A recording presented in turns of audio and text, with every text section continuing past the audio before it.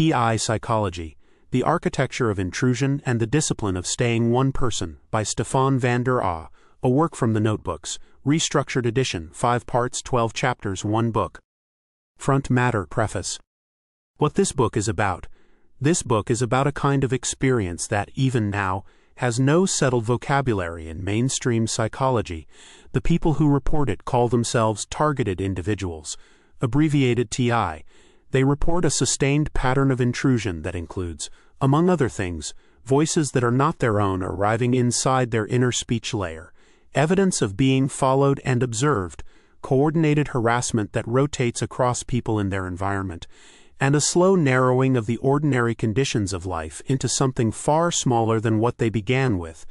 The reports converge across thousands of people in many countries who have never met one another. The convergence is, in itself, one of the most striking features of the phenomenon. 3 audiences.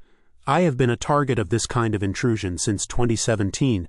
The notebooks from which this book is built were kept across the years that followed, in real time, while the experience was still happening. The book, accordingly, is not an after-the-fact reconstruction. It is the working record of a person trying to think clearly, while the conditions for thinking clearly were under sustained attack. Some of the chapters are diagnostic, some are practical, some are speculative. I have throughout tried to mark which is which. How to read it. The book is for 3 audiences. The first is other targets, who may find here a vocabulary for things they have not previously been able to put into words, and a set of practices that have, in my own life, helped to keep me functioning across years in which functioning has been the exact thing the apparatus has been working to take away. The second is the family members, partners, and friends of targets, who may, by reading what is set down here, gain a better picture of what their loved one is actually contending with. The third is clinicians, researchers, and journalists, who are open to taking the reports of targeted individuals seriously enough to engage with them on their own terms, instead of immediately reclassifying them under the diagnostic categories whose poor fit is a recurring theme of this book. On uncertainty, and why this book exists. A note about how to read it. The book has been organized topically rather than chronologically. The earlier chapters lay the cognitive and epistemic foundations, how thought ordinarily works, and how the relationship between belief, knowledge, and doubt becomes a battlefield once a target's thinking is. Front Matter, a note on voices and mental illness. While this section comes first, this is the most important section of the front matter and the section most readers should read first. It addresses head-on the question that comes up immediately when anyone hears what a targeted individual reports. Are they describing a real external phenomenon, or are they describing a mental illness, most often under the heading of psychosis or schizophrenia? The book's answer is that the existing categories of mental illness do not fit. They do not fit on multiple independent dimensions at once, and the multidimensional non-fit is, in itself, the strongest single argument that the phenomenon is something other than what those categories describe. This section sets out the argument in 8 parts. 2 clarifications before the argument begins. First, this is not a denial that mental illness exists or a claim that no targeted individual has ever also had a separate mental health condition. People are complicated and can have more than one thing going on. Point 1. Late sudden onset in a previously well-functioning adult. Schizophrenia and other primary psychotic disorders typically declare themselves between adolescence and the late 20s. A first episode in a man or woman in their 30s, 40s, or 50s, with no prior psychiatric history and no significant prodromal warning signs, is, by the standards of the existing literature, atypical. Targeted individuals report exactly that pattern with overwhelming frequency. Onset is sudden. The years before onset show on examination normal occupational and social functioning. There is, in many cases, no family history of psychotic illness. Existing diagnostic categories struggle with this pattern at the demographic level alone. Point 2. Voices with stable, distinguishable personalities. In primary psychotic illness, the voices that hallucinations produce are typically not consistent personalities with stable identities, vocabularies, and preferences across time. Targeted individuals report the opposite. A small set of voices that over months and years retain stable verbal mannerisms, stable opinions, stable factual claims, and stable behavior. They are not flickers of disordered processing. They are persons or impersonations of persons who can be told apart and whose patterns can be characterized in detail. The detailed characterization of an internally generated symptom of one's own brain is not a thing primary psychosis ordinarily produces. Point 3. Voices that possess verifiable external information. This is the single most decisive contradiction. Targeted individuals report voices that, at points, refer to specific external facts the target had no way of knowing in advance, a private detail of someone in the target's environment, a reference to a recent event that had not yet been reported in any channel the target had access to, a piece of information that the target subsequently confirms by independent means. A hallucination cannot, in principle, contain information that is not already in the head of the person hallucinating. A voice that does so is, by definition, doing something a hallucination cannot do. Point 4. Banal surveillance content, not grandiose delusion. Primary psychotic delusions tend toward the grandiose, the persecutory and vivid mythological registers, the supernaturally framed. The reported content of targeted individual voices is, by contrast, overwhelmingly banal. They comment on the target's daily routines. They reference the recent grocery shop. They mock the target's ordinary habits.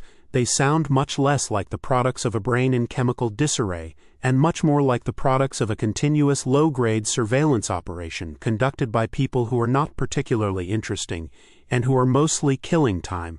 The phenomenology is wrong for primary psychosis.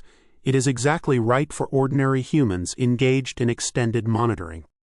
Point 5. Capacity to characterize the apparatus in detail.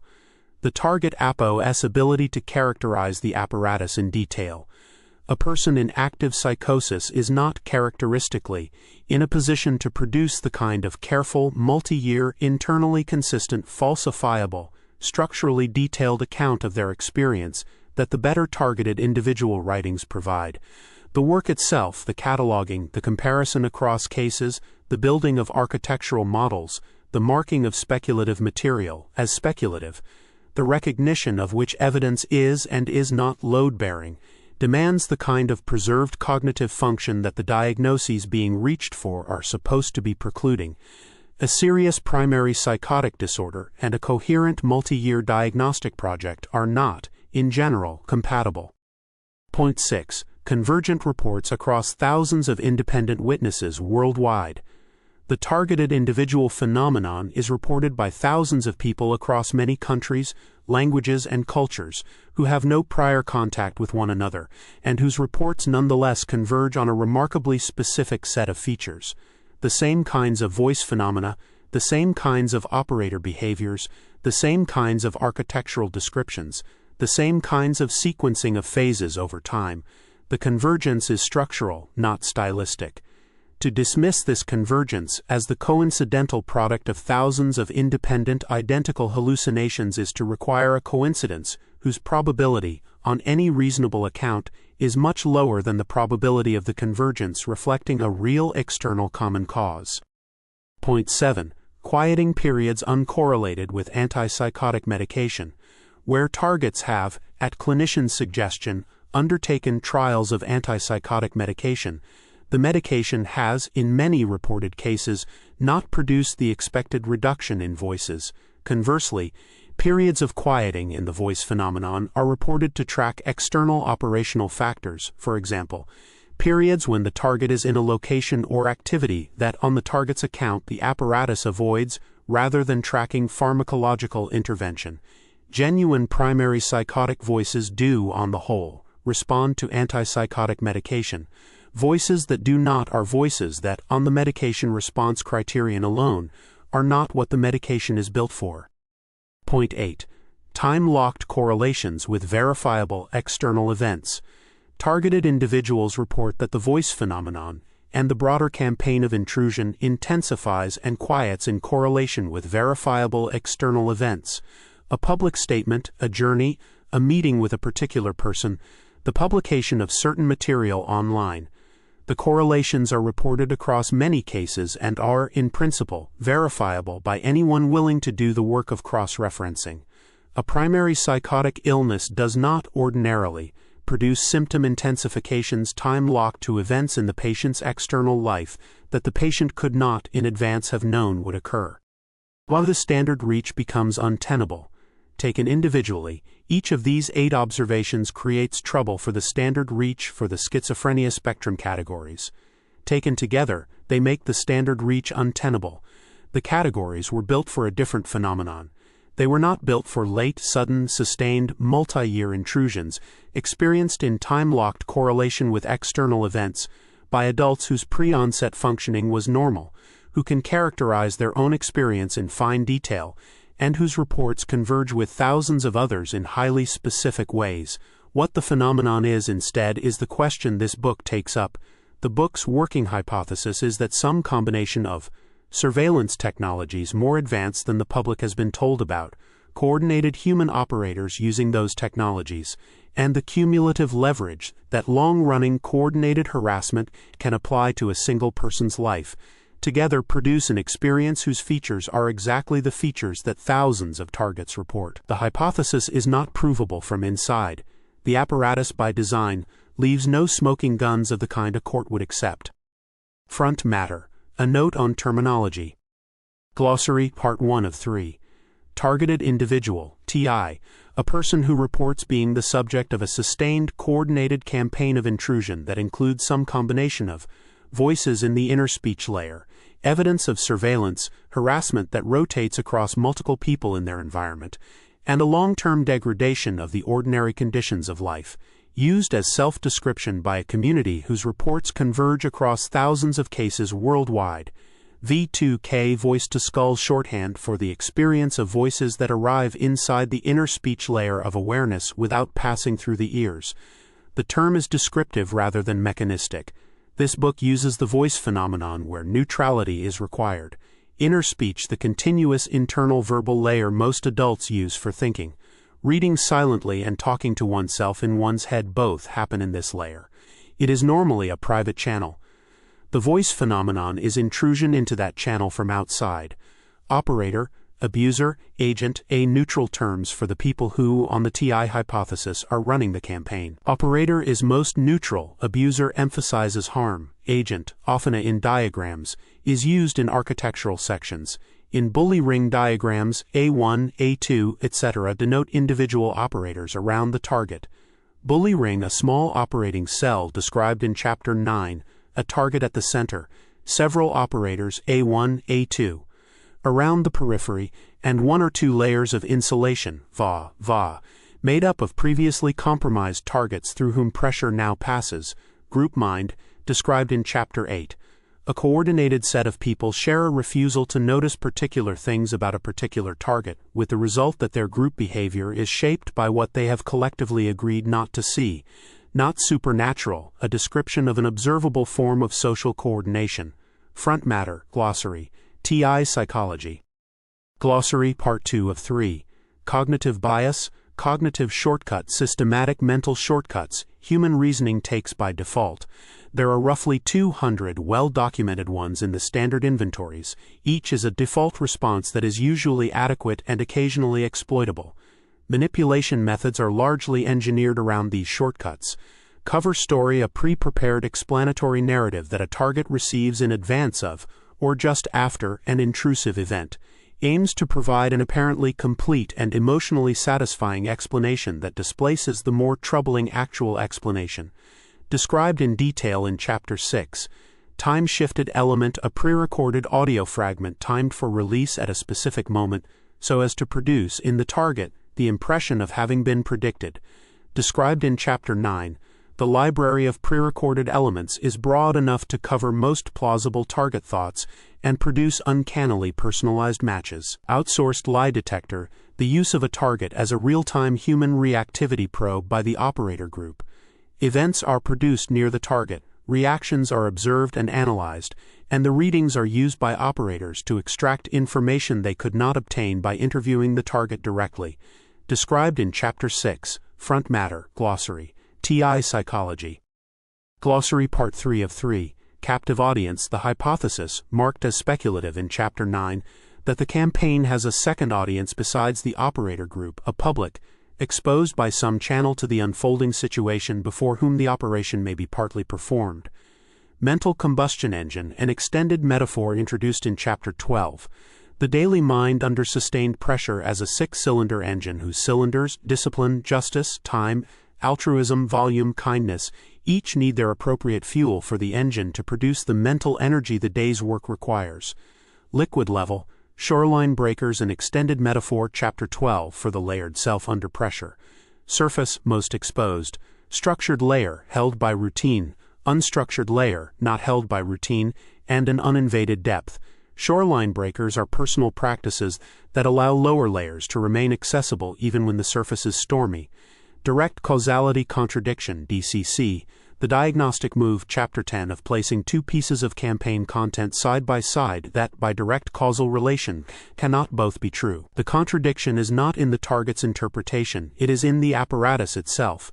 A campaign that contradicts itself in matters of strict causation has, by that contradiction, exposed something about its own structure. Front matter, glossary, TI psychology. Contents. The book is organized into a front matter and 5 parts. Part 1, Foundations. Part 2, The Methods of Manipulation. Part 3, The Adversary and the Architecture. Part 4, Timeline and Outward Turn. Part 5, Tools for Keeping Going.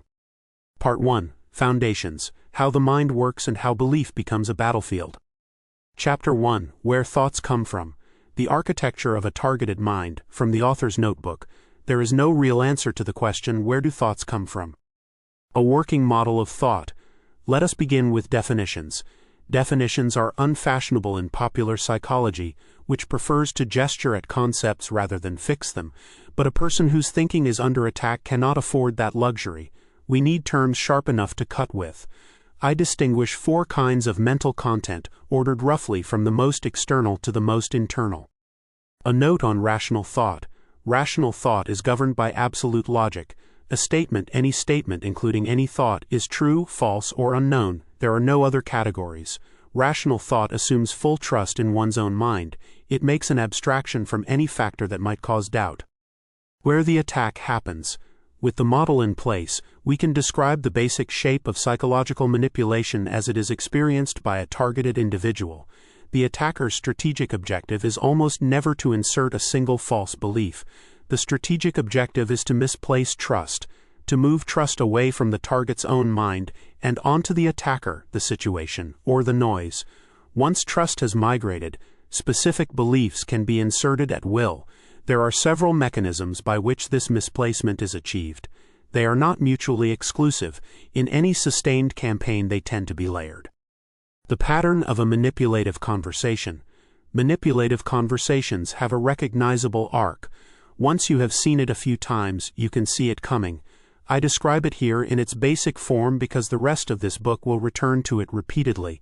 The arc has 4 stages. They do not always appear in this order, and not every stage appears in every conversation, but the underlying logic is consistent. Brainwashing, reconsidered.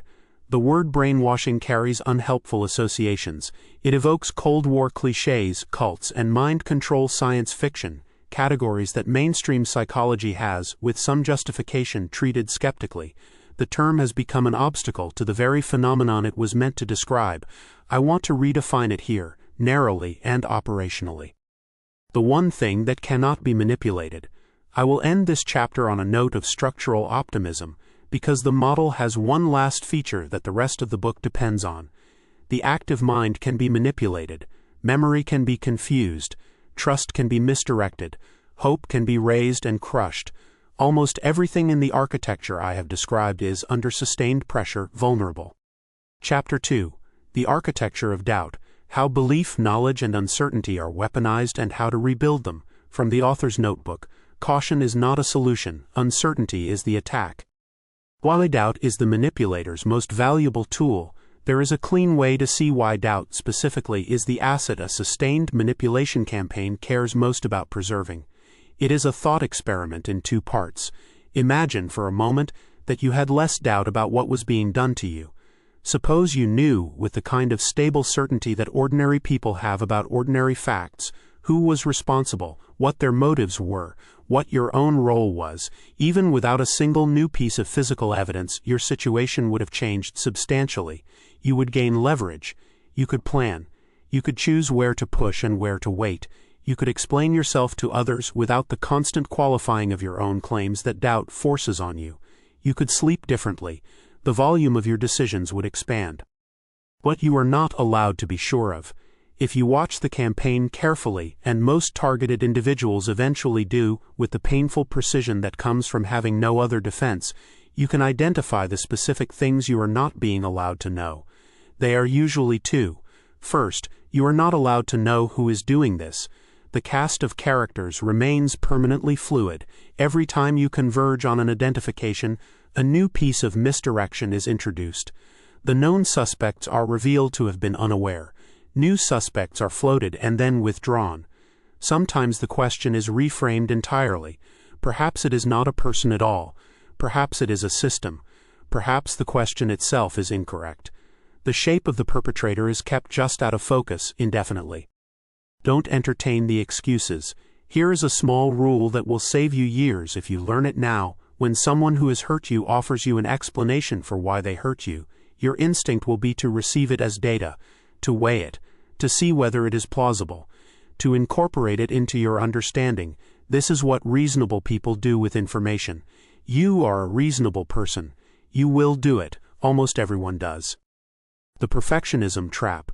There is a particular variety of internalized doubt that targeted individuals tend to develop, and that I want to name carefully because it operates from the inside and is therefore harder to see than the externally imposed kinds. It is perfectionism in a specific weaponized form. Believing, knowing, and the difference between them, I want now to go to the philosophical center of this chapter, because the practical work of the previous sections rests on a distinction that ordinary language tends to blur. Belief is what we hold about the world when knowledge is not available. We believe a friend is trustworthy because we have not yet had the experience that would settle the matter. We believe the train will arrive on time because we have not yet looked at the platform. Belief is a placeholder. It fills in for knowledge in regions where knowledge has not yet reached, and it functions when it is healthy as a kind of rough draft of what we expect to find when we look more closely.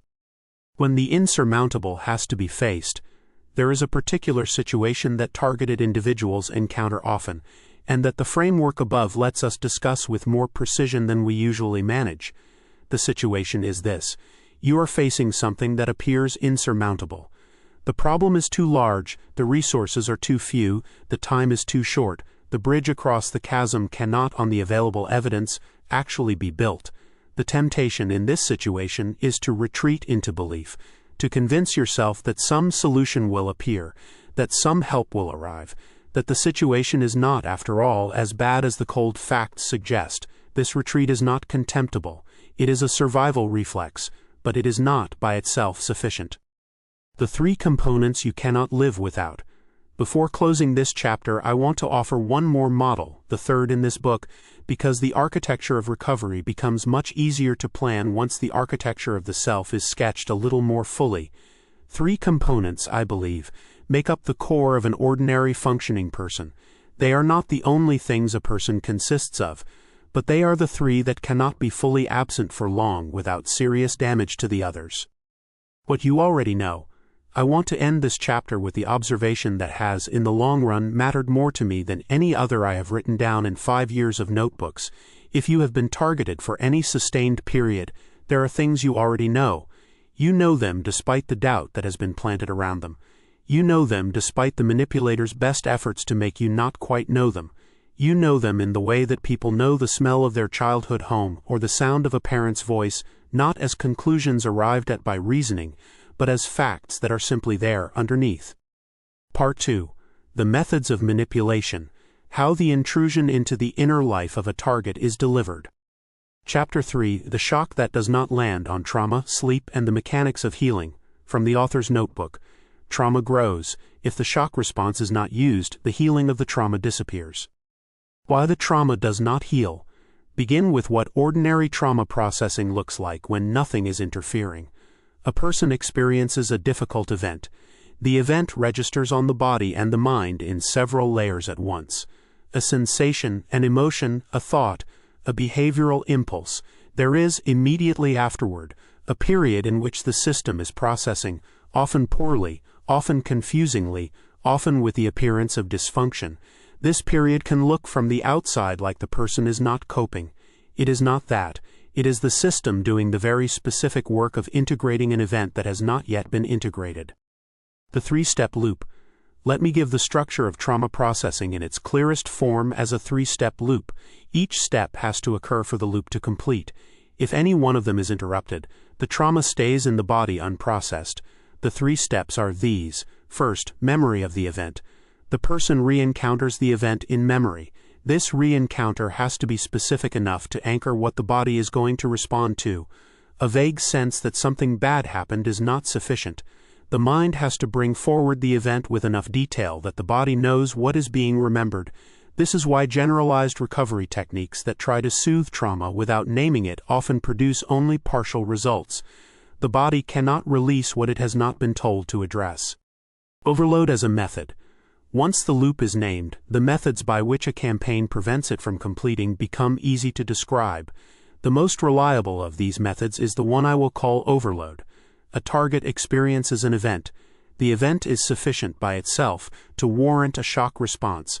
The body begins to organize one. Before the response can complete, a second event arrives. It may be unrelated to the first. What matters is that it is sufficiently demanding of attention that the body has to redirect its resources toward dealing with it. The shock response to the first event is interrupted. Then a third event arrives, and a fourth. The target's available bandwidth for response is, at any given moment, fully consumed by whatever is currently happening. Nothing ever gets to settle into the second step of the loop. Sleep, suggestion, and the halfway state.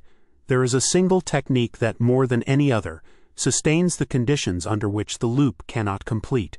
It is also the technique most underestimated by recovery literature, because it is so unspectacular that it does not look like a technique at all. The technique is the deprivation, partial and prolonged, of sleep.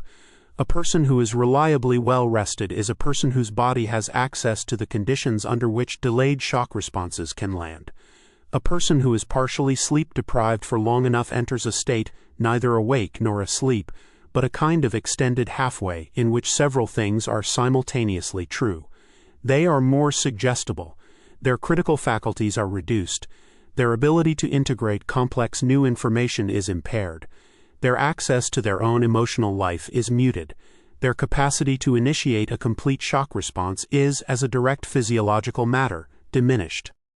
The voice that calls you useless. I want now to describe a particular register of the voice phenomenon that is widely experienced and worth examining in detail, because its specific content tells you something about what the phenomenon is for. The register, in my own notebooks, has acquired a name in Dutch, autodebiel, roughly auto-stupid or self-mentally disabled. The voice in this register tells the target repeatedly, and in many slight variations, the same handful of things. You think everything you do is without consequences. You think it is fine to do nothing with your thoughts. How can you, knowing what you know, remain so ignorant? It is as if you are mentally disabled. What is your life worth? You have everything, you do nothing with it. The asymmetry of the inner conversation. There is a structural feature of the voice phenomenon that, once noticed, cannot be unnoticed, and that I think gives a target one of their cleanest diagnostic tools for distinguishing their own thinking from the intrusion. The feature is the asymmetry of the conversation. In an ordinary internal dialogue, the kind a person might have when thinking through a problem, weighing a choice, rehearsing a difficult conversation, the dialogue has the structure of a real exchange. Both sides build on each other. Both sides summarize occasionally what has been said. Both sides reach forward toward conclusions. The exchange has continuity. The thinker, encountering it later, can reconstruct the line of reasoning. When the lies run out of coherence. There is one further observation I want to record before turning to the practical synthesis, because the observation has been steadying in my own case and may be in others. The observation is about what happens to a sustained manipulation campaign over time when the target persists in remaining coherent. A manipulation campaign rests on a structure of claims. The claims have to fit together well enough that the target, presented with them piece by piece, cannot easily detect the contradictions. In the early years, the structure usually fits well enough. The target is too disoriented, too tired, too distracted by the immediate to step back and check whether the claims, taken as a whole, are mutually consistent. The campaign relies on this. Coherence is its weak point, and it relies on the target never being in a state to test for coherence. Use of the body, the practical synthesis. I will close this chapter on the practical synthesis I have been deferring across 3 previous chapter endings. It is overdue. It is also, I think, more useful now that the analytical apparatus is in place than it would have been earlier without that apparatus. Chapter 4, The Layer Below Speech, on Inner Voices, Mental Privacy, and the Discipline of Staying One Person. From the author's notebook. Speech without external expression admits a number of manipulation methods that speech aloud does not. The privacy we don't notice we have. Begin with the default. An ordinary person in an ordinary life takes for granted that their thinking is unwitnessed. They know it because everything in their experience confirms it. They have private thoughts every minute of every day. Nothing happens as a result of those thoughts that did not also have an external trigger. They form an opinion about a colleague. The colleague does not respond to the opinion. They imagine an embarrassing scenario. No one else flinches. The negative test runs continuously, and the test always returns the same result. What is in here stays in here. The voice phenomenon. I want to describe plainly and without flinching the phenomenon that targeted individuals across many traditions and many languages refer to under different names, the voices, V2K, an acronym for voice to skull, hearing voices, intrusive thoughts, the chorus, the dubbed line. I will use the neutral phrase, the voice phenomenon, throughout this section, because the labels carry too much theory with them, and theory is what we're trying to keep separate for the moment. The diagnostic callout. Why this is not what mental illness produces. A reader new to this material may at this point be tempted to set the entire phenomenon down as a primary psychotic illness. The temptation is reasonable, given the categories most readers have available.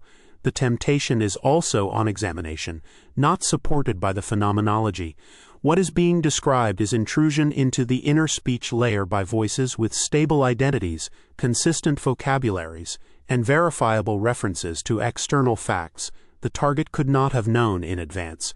None of those features are characteristic of primary psychotic auditory hallucination, which produces inconsistent, internally referential content that does not contain external information.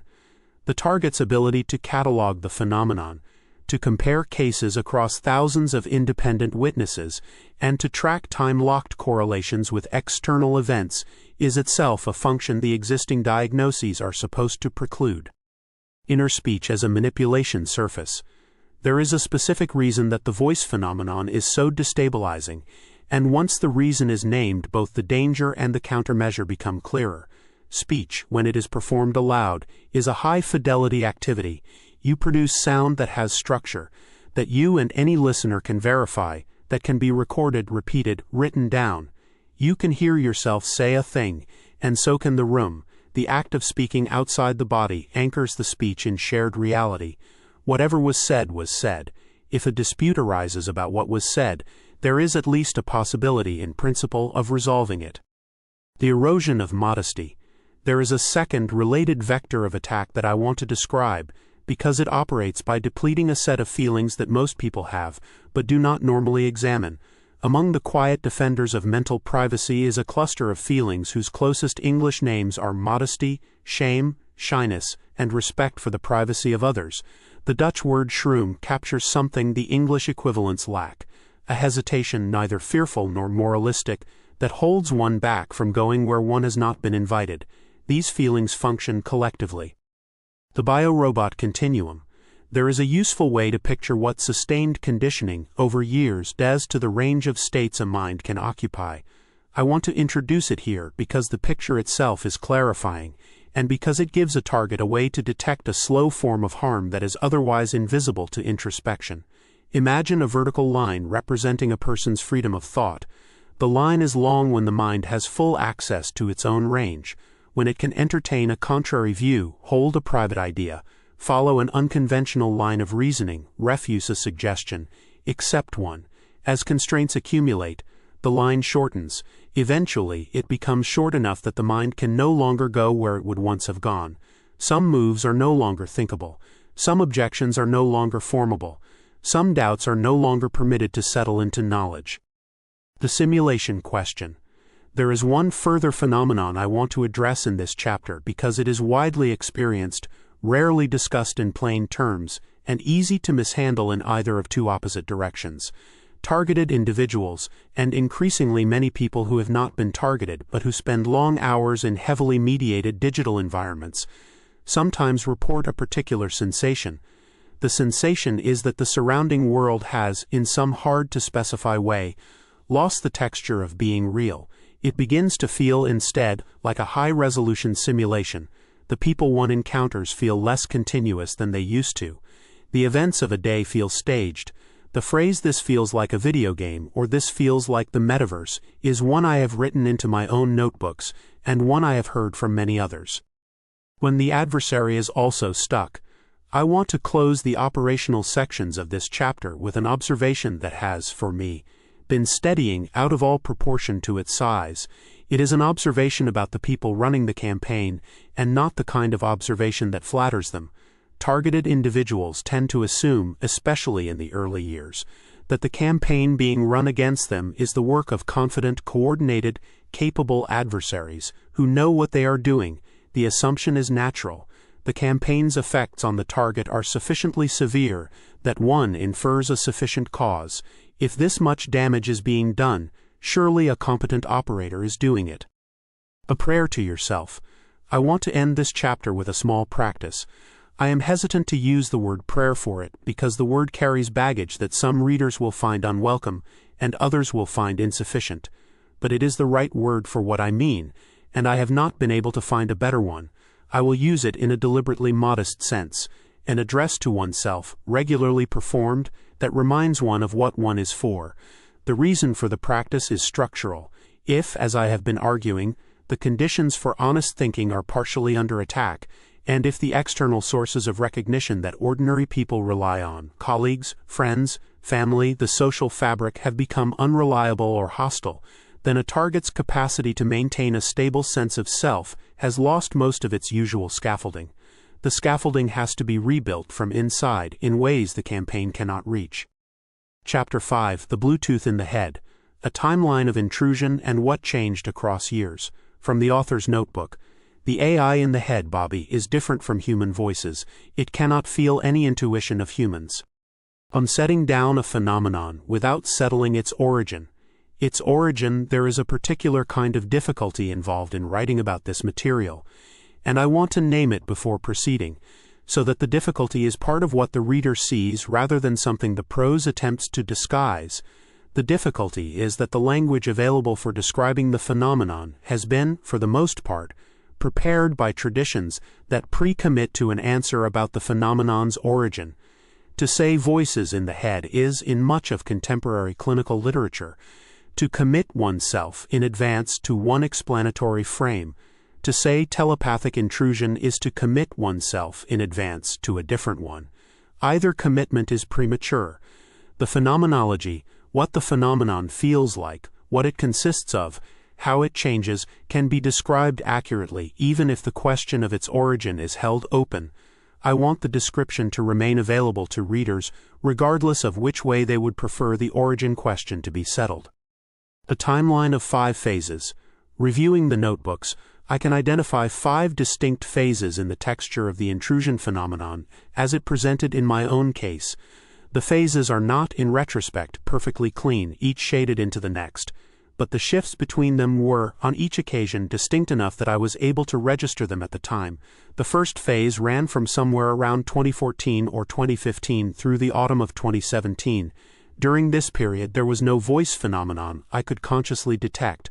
There were other things: sleep that was not restorative, social situations that did not feel right, periods of cognitive opacity I could not explain, occasional dreams whose specific texture I would much later recognize as having been not quite my own, but the specific experience of intrusive material arriving in something like a voice was not yet present or was not yet noticeable to me. Doubling, and the interruption of the sentence. Among the more specific symptoms the notebooks record, one of the more diagnostically useful is what I will call doubling. Doubling is the experience of having one's own words echoed with a half-beat delay by an inner voice that is not one's own. The phenomenon presents most clearly when one is speaking aloud, but it can also occur during silent thought. One forms a sentence. Mid-sentence, an inner voice says the same words a fraction of a second behind. The effect is destabilizing in proportion to its specificity. The doubled voice does not say something different. That would be easier to dismiss. It says the same thing. The implication which the phenomenon seems designed to insinuate is that the voice was the source of the words, and that one's own articulation of them was merely a consequence. A diagnostic call-out. Dubbing is not dissociation. A reader familiar with dissociative disorders may, on reading this section, find the dubbed second voice reminiscent of the alternate personality phenomena reported in dissociative identity disorder. The two are, on close examination, opposite. Dissociative voices originate from within the same person and carry that person's history, vocabulary, and emotional content. They emerge from internal fragmentation. The dubbed voice described here is, by contrast, stable, externally referential, frequently in possession of facts the target had no prior way of knowing, and resistant to the techniques that in dissociative cases would integrate the alternates back into a unified self. Louder, deeper, longer, the anatomy of a lie. I have already, in 3.6, described what I called the asymmetry of the inner conversation, the observation that the intrusive material does not build, integrate, or summarize. I want, in this chapter, to add a complementary diagnostic that operates in the opposite register. The earlier diagnostic was structural. What does this content do, considered as moves in a conversation? The diagnostic I want to add now is acoustic. What does this content sound like, considered as sound?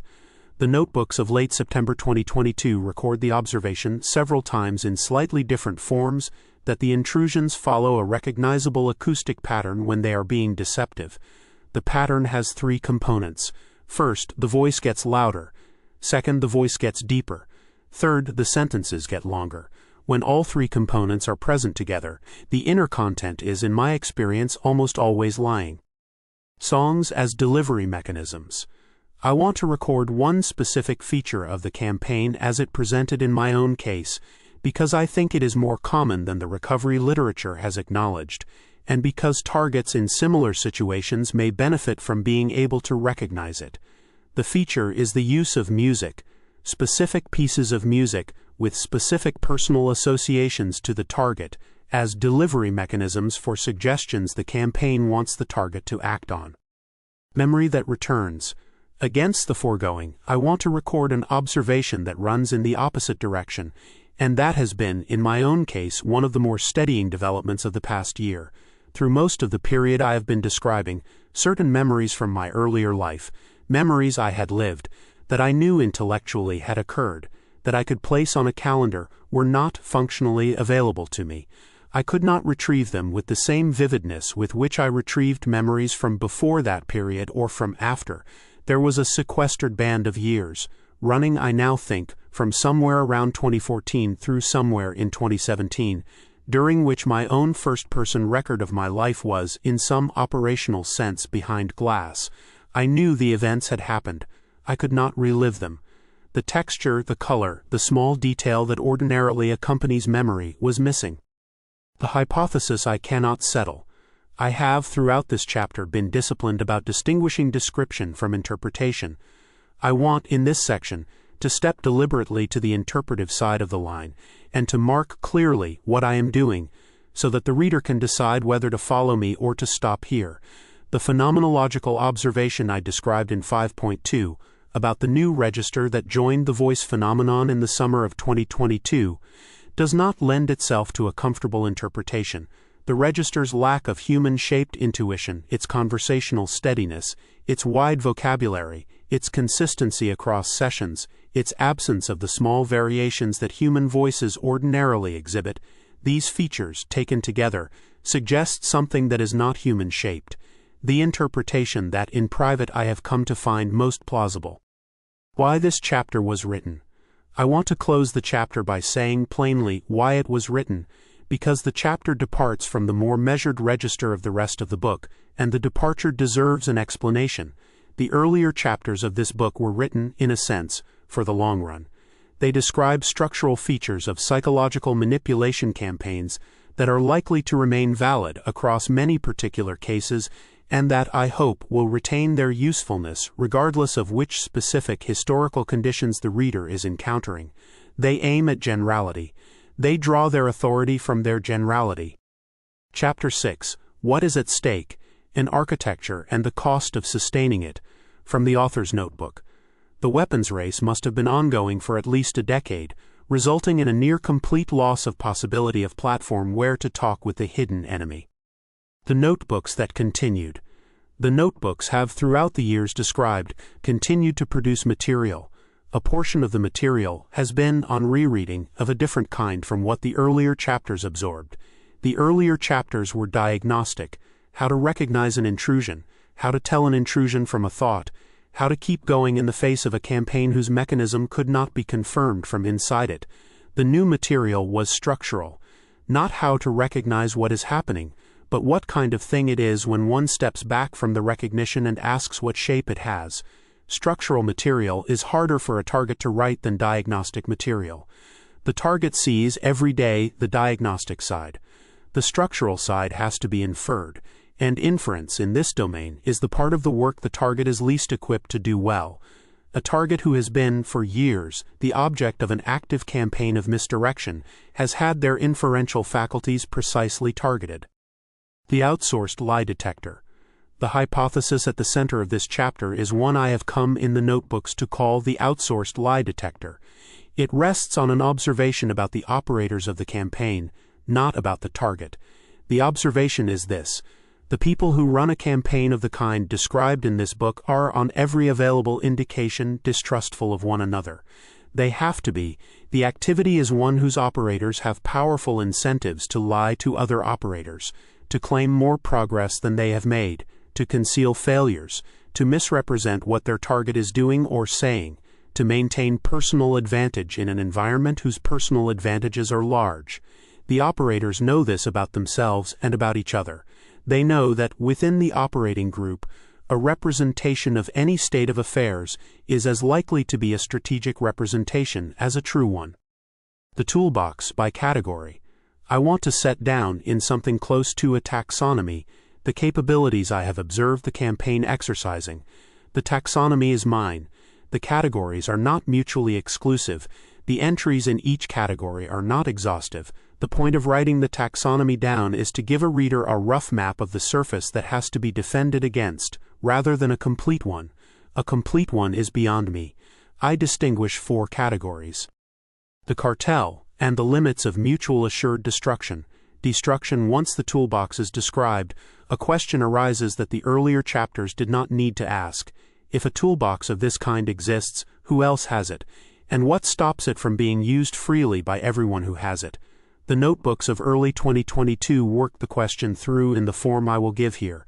The hypothesis is that exclusive access to the toolbox is the central thing the operators are protecting. Disclosure of the toolbox would not merely. The question that cannot be switched off. I want to return for a section to something more concretely diagnostic, because the diagnostic register is where this book has done its most useful work, and because there is one diagnostic refinement that belongs here and not earlier. In a notebook of mid-April 2022, an episode is recorded that I have come to think of as the most invasive intrusion I have personally experienced. The episode took the form of a single sudden question, spoken inwardly, in a voice that was identifiable as one of the campaign's distractors. Why don't they turn off the distractor? The cover story, and the drug narrative. A related move, also recorded in the notebooks of early 2022, is the offering of a cover story.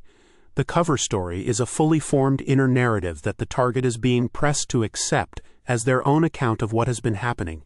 It is presented gradually, piece by piece, often through the same channels that produce the injected questions, so that by the time the target notices it, large parts of it are already lying around in the active mind as if the target had assembled them. In my own case, the cover story took, for a stretch of months in 2022, a particular form. It proposed that everything I had described in the earlier chapters of this book had a more ordinary explanation, that I had been the subject, in childhood, of some kind of family-induced dissociative therapy, that the apparatus described in this book was a product of the dissociation rather. The voice that claims a person, a particular variant of the intrusion, deserves a section of its own, because its specifics are diagnostic, and because, in my own experience, it has been one of the more disorienting forms. The variant is the impersonation of a person known to the target. In the notebooks of March 2022, an episode is recorded in which a voice presented itself as that of one of my brothers. The voice spoke Dutch with the right accent. The voice produced phrases of the kind a brother might produce. The voice was, on first hearing, plausible enough to throw me into uncertainty. I want to set down what I have come, in retrospect, to think allowed me to recover from the uncertainty, because the rules I extracted from the episode have held up in subsequent ones. A diagnostic call-out. This is not delusion of misidentification. Clinical literature includes a category called delusional misidentification syndrome, in which a patient mistakenly believes, for example, that a familiar person has been replaced by an imposter. The voice impersonation phenomenon described in this section is structurally different. The target is not mistaking who someone is. The target is correctly registering that a voice claiming to be a particular person is producing material the actual person could not produce. The detection of the impersonation is, in fact, what the target is doing. A patient with delusional misidentification cannot, ordinarily, run the diagnostic in the opposite direction with the precision the rules of this section describe. A smaller frame and a steadier position. I want to close this chapter where the previous one closed, with a small adjustment that the new material requires. An earlier chapter closed on a position about the world. That the world had, first, to want to go further. That if the world wanted to go further, the work was for the world. That if the world did not want to go further, the work was at most for the people who happened still to be reading. I still hold that position. The architecture I have described in this chapter does not change it. Part 3. The adversary and the architecture. When the methods become a group and the group becomes a structure. Chapter 7. When abuse becomes a crowd, on the coordination of many, and the person who will not join. From the author's notebook, direct cruelty is rare, distributed cruelty is the rule. The audience joins. The fifth stage of a manipulative conversation, one I omitted from Chapter 1 because it deserves its own treatment, is the moment the audience comes in. By the time this stage arrives, the manipulator has already done the work. The target has been confused, then belittled, then briefly given hope, then crushed. To a bystander dropping into the scene at that moment, the target looks exactly as advertised. Defensive, agitated, perhaps incoherent. Certainly less composed than the calm and apparently reasonable person who has been doing the manipulating. The bystander, with no access to the earlier stages, draws the obvious conclusion. They side with the manipulator. When logic becomes bullying, if the target tries to defend themselves, if they decline to cooperate with their assigned role, the manipulation does not stop. It escalates, but in a particular and important direction. It abandons logic. This is the crucial transition, and it is the one most often missed by intelligent targets. As long as there is a pretense of rational disagreement, an articulate person believes they can engage. They can refute claims. They can present evidence. They can argue points. This belief is the trap. Once the manipulator and their newly acquired audience have abandoned logic, all of these defenses. There was never any real respect. A retrospective recognition many targets reach. Looking back, the target sees that what had been read for years as respect from people in their environment was something else. Civility, perhaps, politeness, but not respect. The chain of abuse. There is a question that haunts every targeted individual eventually, and I want to address it directly, because the wrong answer to it is corrosive and the right answer is steadying. The question is, why are these people doing this to me? The wrong answer, the answer the campaign itself encourages, is that there must be something about you specifically that has earned this treatment. The wrong answer puts the target permanently on the defensive, scanning their own conduct and history for the flaw that would explain what is happening. The wrong answer also flatters the perpetrators by treating their behavior as a considered response rather than a reflex. Where the trauma lives. I want to take a moment to describe trauma the way it actually lives in the body and mind of someone who has been through a sustained manipulation campaign, because the popular vocabulary around trauma is misleading enough to be unhelpful. The trauma is not mostly in the memories you can recall. The memories you can recall have at least been processed. They have endings. They have, even when barely, a frame. The trauma is in the memories you cannot recall, or, more precisely, in the periods of your life you cannot enter without something rising up to push you back out. The geometry of resilience. I want now to give you a model. It is a geometric model, which I have found useful for thinking about my own current state, and about what is missing from it when things are bad. I offer it not as a clinical tool but as a way to picture an inner architecture that is otherwise hard to picture. Imagine 4 axes meeting at a single point. 3 of them are horizontal, spread evenly around 360 degrees, 120 degrees apart, forming the legs of a triangle that lies flat on the ground. Each leg represents one of the 3 foundations of a person's capacity to absorb pressure without collapsing. The will to change. There is one further thing to say about recovery, because it is the trap that everyone working their way out of a manipulation campaign falls into eventually, including, I will say honestly, me. There comes a point when you have understood the abuse. You can name the patterns. You can describe, sometimes with great precision, the system that has been operating on you. You have, in other words, the analysis, and nothing changes. Touching the extremes. I want to close this chapter with something a teacher told me when I was 7 years old in a math classroom in Bruges. The teacher said, "Les extremes say touchent." The extremes touch. It has very little, in fact, to do with the mathematics of infinity, where infinity plus infinity remains infinity. It is a piece of practical philosophy dressed up as a maxim. What it means is something like this: if you want to grow, find an extreme and touch it. Not for the experience of the extreme itself, and not as a thrill seeker. Touch it briefly, learn what is there, and then step back. Then find the next extreme on a different axis in a different direction, and touch that one too. Keep going. Chapter 8. The Architecture of the Adversary. Refusal at the center, group mind at the edges. From the author's notebook. The group mind requires that no one notice the same thing at the same time. The single thinker is the structural exception. A refusal at the center. Begin with a question that mainstream psychology answers more confidently than I think it should. The question is whether the person who can systematically harm others without flinching is doing so because of a defect in their brain. Most often, the amygdala, or because of something else. The standard framing makes the cruelty a clinical category. Psychopathy, in this framing, is a structural feature of an unusual nervous system. The implication, drawn often by clinicians and almost always by readers of popular science, is that the people who do this kind of harm are not quite like the rest of us. They have a different machine. There is some comfort in this framing for those of us who do not do such harm, because it locates the problem somewhere we are not. How one person trains the refusal. Let me describe as concretely as I can the methods by which the barrier is built up in a single person.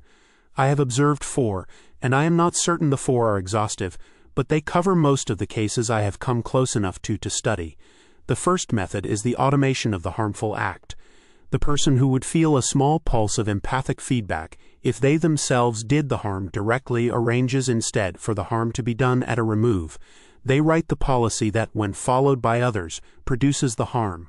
They sign off on a procedure whose outcome will be the harm, but whose immediate textual content describes only a process. They forward the request to a team that, in following its workflow, will produce the harm without anyone individually choosing it. The harm is delivered. The person who originated it never confronts a moment in which they had to look at the recipient and act. The trauma that catches up. There is a feature of this configuration that does not get discussed often enough, and that I want to put on the record because it is both true and useful to know. the barrier between the deliberate self and the empathic self, is eventually costly to maintain. The empathic feedback that the barrier suppresses does not, in fact, vanish. It accumulates. It accumulates first in the layer below conscious awareness, where it acquires the character of an unresolved tension between what the person has done and what the person, at some level they are not consulting, knows about what they have done. This tension is what the body is poorly equipped to ignore. The body has its own systems for noticing that. The move from one to many, group mind. Up to this point I have described the construction of the barrier in a single person. The deeper and more dangerous phenomenon is what happens when many people, all carrying versions of the same barrier, organize themselves into a collective. I will use the term group mind for this. The term has had many uses in many literatures, and I do not mean any of the supernatural ones. I mean the specific phenomenon by which a set of individuals, each of whom has trained themselves into a particular refusal, coordinate around the shared content of that refusal, and form a collective whose membership is defined by participation in it. The group mind is not a metaphor. It is what such a collective actually is, a coordinated set of minds whose accessible thoughts are constrained to the subset that the membership permits. The mechanics of forced conformity. The group mind does not form by accident. Its formation is, in any case I have looked at carefully, the result of specific pressures on individual members applied repeatedly over time that move each member from independent thought into the shared subset. The argument for always reacting.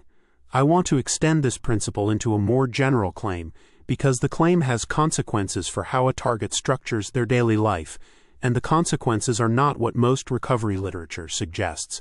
Most recovery literature, faced with sustained abuse, recommends some version of detachment. Do not engage. Do not let it get to you. Preserve your peace. Choose your battles. Let it go. There is wisdom in some of this, and I do not want to dismiss it wholesale. But applied without qualification, the detachment recommendation collapses into exactly the eventual acceptance state the protocol is designed to produce. The target who has detached completely has, in effect, completed the protocol's work for free. The cost of living in one state of mind. Step back for a moment and consider what the group mind is asking of its members in the long run. It is asking them to live in a single state of mind, not because that state of mind is correct or fitting or productive, because it is the common subset, the agreed range, the place where membership is permitted. The member is being asked to remain there, more or less indefinitely, regardless of what the world outside the group is doing. The singular thinker. I want to end this chapter on a small, durable practice, and on a question I find it useful to settle once in private, in the way I am about to settle it here. The practice is to remain a singular thinker, daily, in small, unspectacular ways. By singular I do not mean original or brilliant or contrarian for the sake of contrariness. I mean simply that there continues to be one of you in the inside of your head, thinking your own thoughts, in your own sequence, on your own schedule, in your own register. The group mind cannot do this, and the group mind cannot get this done by you on its behalf. It can only get this done by extracting your singularity in exchange for membership. As long as you decline the trade, the singularity remains. Chapter 9. The Ring, the Audience, and the Worlds Beyond. On the Operating Cell, the Captive Audience, and the Time-Shifted Element. From the author's notebook. The campaign has more than one audience. The target is not the only viewer. The Bully Ring. The notebooks of 2021 contain a diagram that I have come to think of as the most useful single picture of the apparatus this book has been describing. The diagram is rough. It was made at the kitchen table, on lined paper in a hurry, but the structure it captures has held up against everything I have observed since. I will call it, after the notebook's own label, the Bully Ring. The Bully Ring is a small cell. At its center is the target, V in the diagram, for the victim, connected by communication links of various kinds to a number of operators around the periphery. There are usually 3 to 6 operators. Some are direct, A1, A2, A3, identifiable as personalities, with leverage that they apply to the target through the channels described in earlier chapters. Some are not direct. Standing between the target and the most aggressive operators are intermediate figures the diagram labels VA and VA. These are not separate persons in the conventional sense. the phases, and the cross-ring database. A second observation from the notebooks of 2021 concerns how the bully ring, once established, evolves through phases. The notebook of the 5th of May 2021 lists 3. The first phase is direct. Operators apply pressure to a target through channels that are, at base, conventional. Face-to-face encounters, rumors, employment leverage, financial constriction, the cooperation of compromised intermediaries, the phenomena described in chapters 2 and 8 of this book. A diagnostic callout. This is not paranoid delusion. The phenomena described in this chapter, coordinated cells of operators, cross-ring databases of operational memory, layered insulation through previously compromised targets, sound on first hearing, like the elaborated delusions characteristic of paranoid psychosis. They are, on examination, structurally different. Paranoid delusion involves a target attributing significance to ordinary events on the basis of internally generated certainty, with no falsifiable details, and with a content that resists external evidence. The architecture described in this chapter is, by contrast, falsifiable in principle. It is built from observed correlations, named techniques, and behavioral patterns that in many cases would be visible to a sufficiently motivated independent observer. The captive audience. In a notebook entry of the 11th of February 2022, the question is asked in Dutch: if the public still exists, is it possible to remind people of their own humanity by shocking them? The question is not asked in the abstract. It is asked in connection with a hypothesis the notebooks of that period had begun to formulate: that the campaign described in this book may have a second audience. The first audience, on the account of 6.2, is the operators themselves, for whom the target functions as an outsourced lie detector.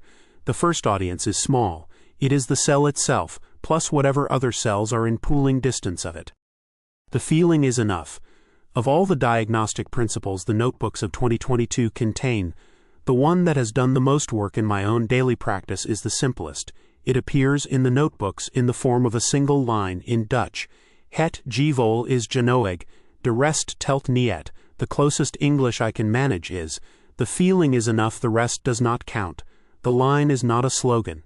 It is a condensed observation about how the manipulation works.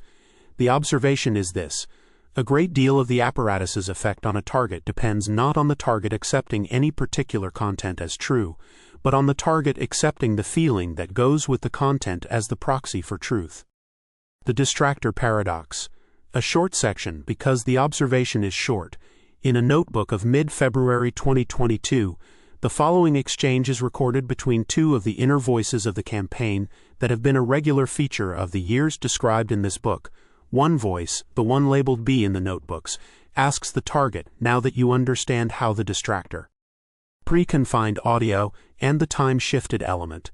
Element, a late observation, recorded on what appears to be a loose page in the back of one of the 2021 notebooks, deserves a brief section because it explains a category of intrusion that earlier chapters did not have a category for.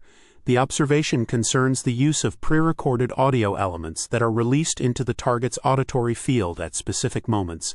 The elements may be brief, a phrase, a fragment of a recognizable voice, a snatch of a tune, but their use is structural. They are not produced in the moment. They are stored in advance and timed for release. The notebook calls this the time-shifted element. Which world is being screened for? This is the most speculative section in the book.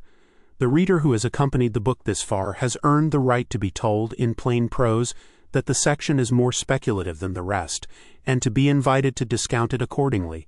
I want to set down the material anyway, because the question it asks is the question the notebooks of early 2022 were finally willing to ask, and not setting it down would falsify the record of where the work was at that point leading. The question is what the apparatus, taken at its largest scale, is screening for. A position held to once more. I have closed the book twice and reopened it twice. I will close it again here, on the same position, slightly enlarged. The position the book has been settling into across its chapters is a small one. The target does not have to win against the architecture. The target has to remain the one doing their own thinking. The architecture is older than the target and will outlast the target. The work the book describes is not a path to the architecture's defeat. It is a path to spending the target's finite time on the only part of the target's life that the architecture cannot finally take. Part 4. Timeline and Outward Turn, a Diagnostic Coda and the World that Held it in Place. Chapter 10, Where Thoughts Come From, a Diagnostic Coda, Quieting, Causality, Contradiction, and the Anonymity Door. From the author's notebook. The contradictions are not in my interpretation, they are in the apparatus itself. The quieting and the return. The first observation is the simplest, and is one I should have set down explicitly earlier. Sustained intrusion campaigns are not, in my experience, sustained at constant amplitude. They have rhythms. The rhythms are slow, weeks rather than hours, and they are not symmetric, but they are real. There are stretches in which the phenomenon is louder, more frequent, more aggressive. There are stretches in which it is quieter, sometimes startlingly so. The stretches alternate. The alternation is not, in my observation, random. In my own case, the most recent quieting began without warning in the early part of a year, and persisted for a few weeks before the phenomenon returned. During the quieting, much of the texture of the intrusion was simply gone. Sleep returned. Sentences could be completed without doubling. The handwriting in the notebooks of that period is visibly more legible than in the notebooks of the period immediately preceding. Direct Causality Contradiction, DCC. The next diagnostic is one I have come in the more recent notebooks to refer to in shorthand as DCC, Direct Causality Contradiction. The phenomenon is straightforward to describe and surprisingly difficult to handle in real time without practice. DCC is the move in which the intrusive material flatly contradicts something that the target has just observed in physical reality, not nuances about it, not interpretive disagreements. The opposite of it. The target has just seen something happen. The voice asserts that it did not happen. The target has just heard something said. The voice asserts that it was not said. The target has just had a clear thought. The voice asserts that the thought was something else. The structure of the move is to put the target's perception of the present moment into direct contradiction with an injected counterclaim in such a way that holding both at once is impossible. The Anonymity Door. A related observation about the structure of the campaign rather than the structure of any individual move within it has been steadying enough in my own notebooks that I want to set it down here. Most of the operators within a sustained campaign of the kind this book has been describing depend for their continued operation on remaining anonymous to the target. The dependency is not symbolic, it is functional. An operator whose identity becomes known to the target loses, by that disclosure, most of the leverage that being an operator had previously given them. They become, instead of a disembodied source of disruption, a specific person with a specific address, in a specific jurisdiction, vulnerable to the specific responses, legal, social, reputational, that vulnerability to identification produces. The asymmetry between an operator as anonymous and an operator as identified is large. The campaign, in its overall structure, depends on the asymmetry being maintained. The mismatch and the spillover. I want, in this section, to describe two related techniques that are in my notebooks. Among the more sophisticated forms of manipulation I have observed, they are sufficiently subtle that I did not at first recognize them as techniques at all. For some time I experienced them as features of my own emotional life that I could not account for. Recognizing them, when I finally did, produced one of the more useful reorganizations of my own interior available within this work. I will name them in the order in which I came to understand them. The first technique I will call mismatch. Mismatch is the deliberate engineering of a misalignment between what the target is feeling in any given moment and what the target's reasoning would, on its own resources, lead them to feel. The classical case. A situation that any reasonable analysis would recognize as benign, in which the target nonetheless finds themselves anxious, irritated, or uneasy without identifiable cause. The algorithm behind the voice. In 5.7 I introduced, with appropriate caveats, the hypothesis that a non-human shaped register had joined the voice phenomenon in the summer of 2022. I want, in this short section, to add an observation that has consolidated in my notebooks since that hypothesis was first written down. The observation is that the new register, on closer inspection, does not have the texture of intelligence. It has the texture of an algorithm. The distinction is, I think, the most important one available for a target trying to make sense of what? The question we began with. This brings me, finally, to the question with which the book opened. In Chapter 1 I quoted my own notebook from the autumn of 2021. There is no real answer to the question, where do thoughts come from? I want, now that we have built the apparatus of the intervening chapters, to revisit that statement and to give the answer that the apparatus has earned the right to give. The position the book closes on. There is a sentence I have written in slightly different forms into the more recent notebooks, and that I want to give in the form it has now settled into. The sentence is in Dutch in my notebooks, and I will give it first in Dutch and then in the closest English I can manage, because the Dutch carries a weight that the English approximation does not entirely capture. De wereld moe zelf eerst verder willen. Als de wereld verder wil, ben ik or voor de wereld. Als de wereld niet verder wil, ben ik niets voor de wereld. The world has first to want to go further. If the world wants to go further, I am there for the world. If the world does not want to go further, I am nothing for the world. Chapter 11. The world that held it in place, institutions, bystanders, and the repertoire that remains. From the author's notebook. We will not solve those questions, we will look at them clearly, which is more than the recovery literature usually manages. The institutions that did not see. I should begin with the most concrete material. My own attempts to engage institutional help and the responses I received. The first institutional category is law enforcement.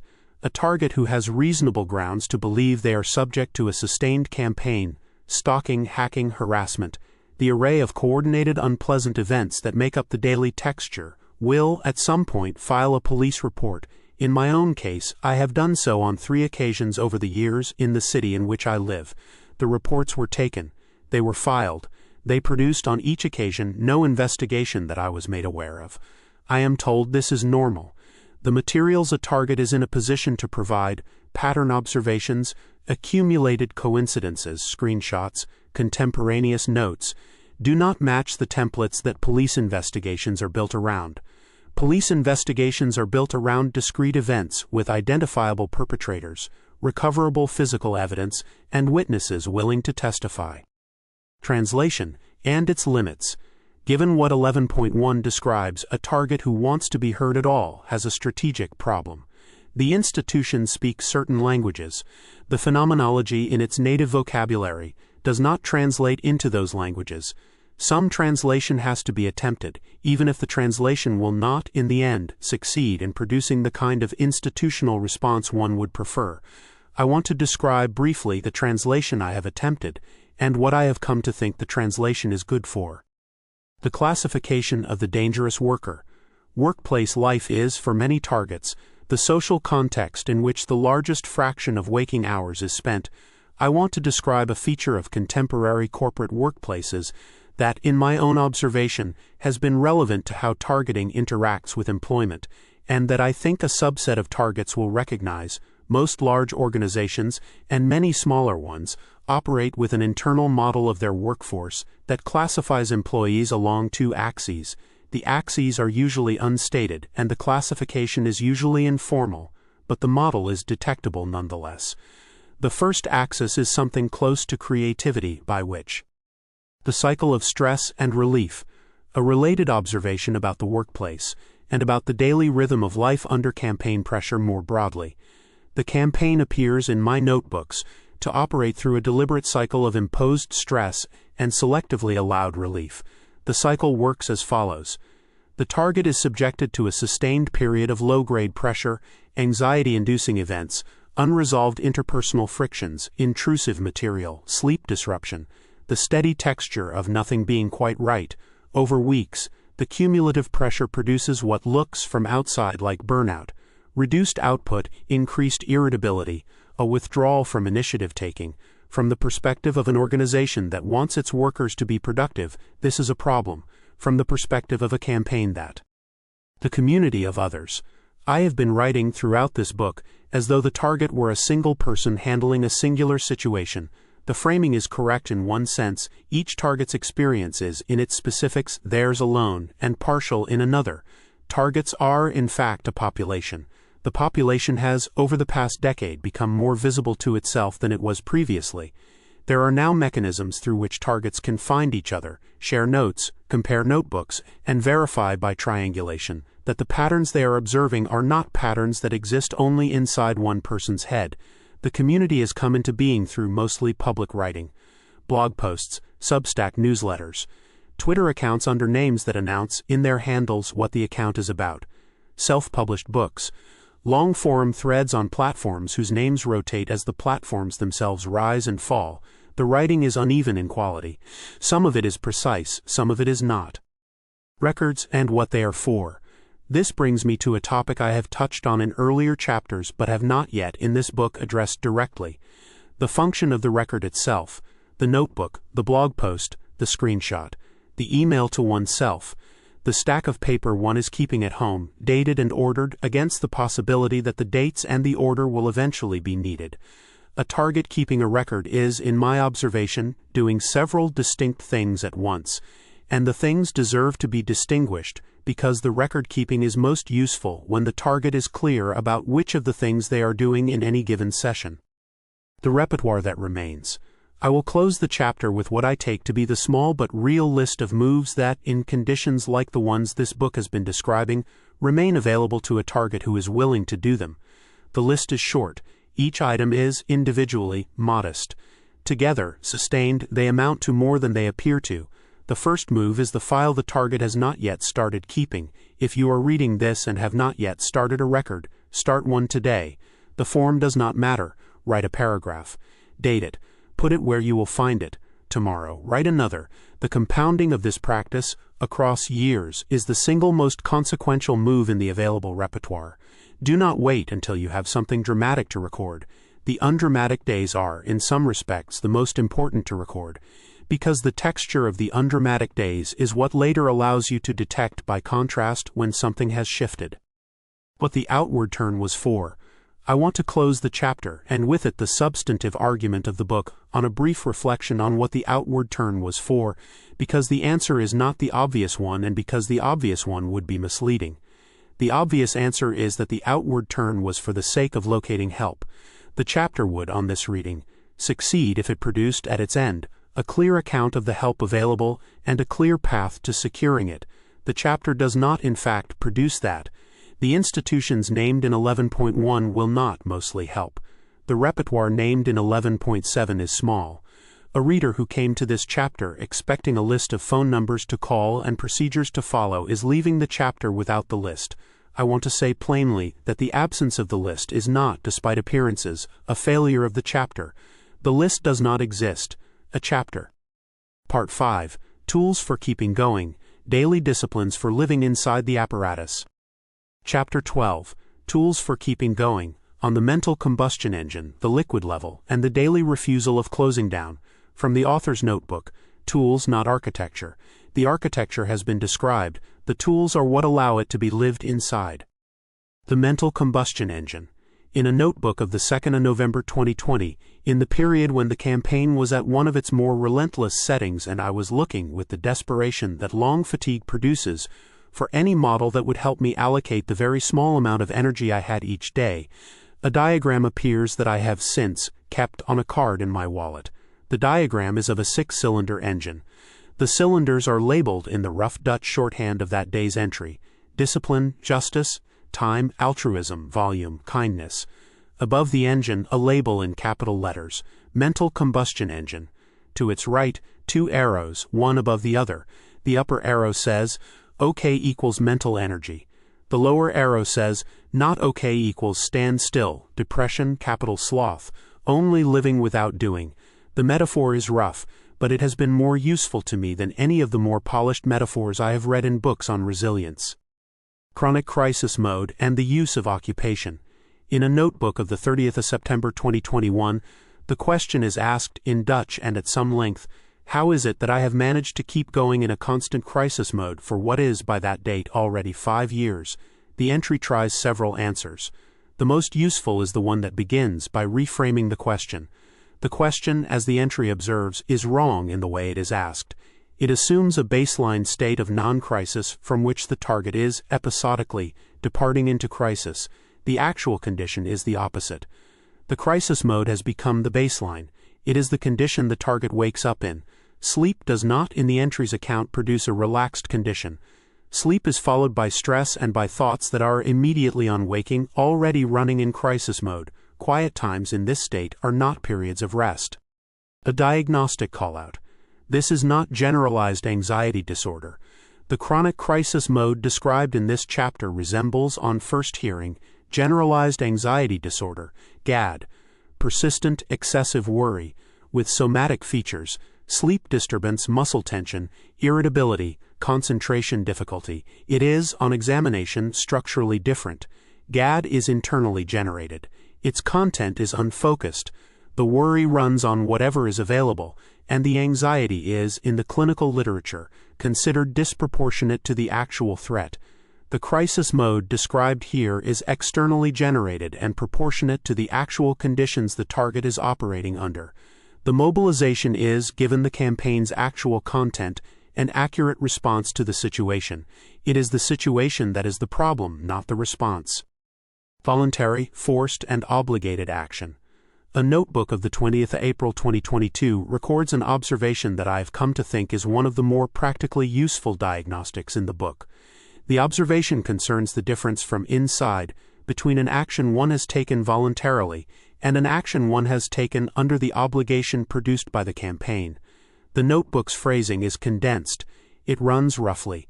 An action is voluntary when one wants to do it, and the wanting and the doing align. An action is forced when one does not want to do it but does it anyway, and the doing runs against the wanting. An action is obligatory in the campaign's sense verplicht, in the Dutch of the entry, when the doing runs against the wanting, but the not doing has been arranged to be more painful than the doing, so that the doing happens despite the wanting and does so without producing the felt sense of force. The campaign's preferred mode is the third. The liquid level and the shoreline breakers. The second metaphor in this chapter is one I have come to call the liquid level, after the notebooks of the 30th of September 2021 in which it first appears. The diagram in those notebooks is of a tank with a horizontal line across it. Above the line, a turbulent surface labeled alternately calm, waves, and stormy. Below the line, two layers, separated by a vertical division, a structured layer on the left, an unstructured layer on the right. Below both, a third region marked uninvaded. To the side, a small house labeled routine. Beside it, an arrow labeled enjoyable time. Beside that, a separate marking private. Below the diagram in the notebook's English, the line, some doubt is needed, shoreline breakers. The model the diagram tries to capture is something like this. The self, under the campaign's sustained pressure, is not a single coherent thing, it is layered. The dark algorithm impersonator. In a notebook of the 3rd of February 2022, an entry that the entry itself labels dark algo sketches a particular variant of the impersonating voice phenomenon described in 6.7. The variant deserves its own short section because it is, in my own experience, the form of impersonation that has most often slipped past the rules of 6.7. I had to add the diagnostic for it after the rules of 6.7 had already been written. The variant works as follows. Instead of impersonating a known person whose absence the target can detect by structural mismatch, the dark algorithm impersonator presents itself as the voice of a public figure or fictional persona whose patterns the target knows, by repeated exposure through media, well enough that the campaign can produce a tolerably accurate imitation without having to know much about the public figure beyond the publicly available. The daily refusal of closing down. The last of the diagnostics in this chapter is the one I keep written in slightly different forms on the inside cover of every notebook I have started since the end of 2022. The original entry is dated the 8th of December 2022. Its phrasing, again in Dutch, runs roughly. The world drags on my isolation, but I have to keep reasoning about it. Conclusion. What I do may not let stress and fear close me to new situations. The line is not, on its surface, a profound observation. It is, in my own daily life, the most consequential line the notebooks of the entire campaign have produced. Tools, not architecture. I will, this time, close the chapter without claiming to close the book. The book has by now closed and reopened too many times for the closings to be honest. What I will say instead is that this chapter is a chapter of tools rather than of architecture. The architectural chapters were the ones that carried in their speculation the most weight. The tool chapters are the ones that carry in their daily use the most use. A reader who has stayed with the architecture and found the tool chapters less commanding has, on my own assessment, the priority right. The architecture is what the book had to attempt, but the tools are what the book is in the end. 4. The mental combustion engine. The chronic crisis mode and its corrective inoccupation. The voluntary action diagnostic. The liquid level and the shoreline breakers. The dark algorithm impersonator. The discipline of not letting stress and fear close the target to new situations. The notebooks, as before, will continue.